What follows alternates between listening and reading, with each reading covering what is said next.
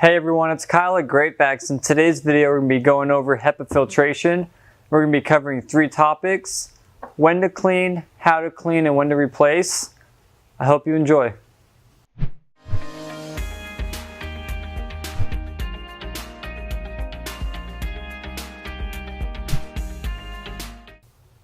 In front of me I have a variety of filters from different vacuums and air purifiers that we sell. Each of them are a different condition.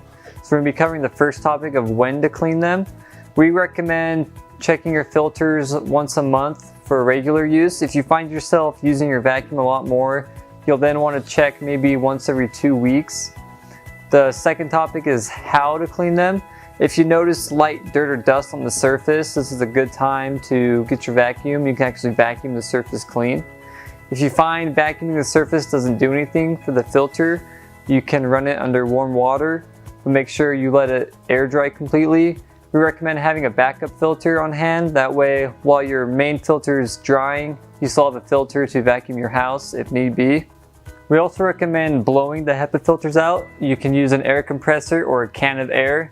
Blowing them out helps lift away that dirt and dust that's deep down in the grooves of the HEPA filter. The third topic is when to replace. With regular household use, we recommend replacing once a year. But if you're vacuuming a lot more, maybe once every 6 months. But if you keep up on checking them and cleaning them, like we mentioned earlier, the filter will last a lot longer and you won't be spending money buying replacements. But if you do need a replacement filter, send us an email at service@greatvacs.com or go on over to our website, www.greatvacs.com. You can find them there or we can get you one. Thanks for watching.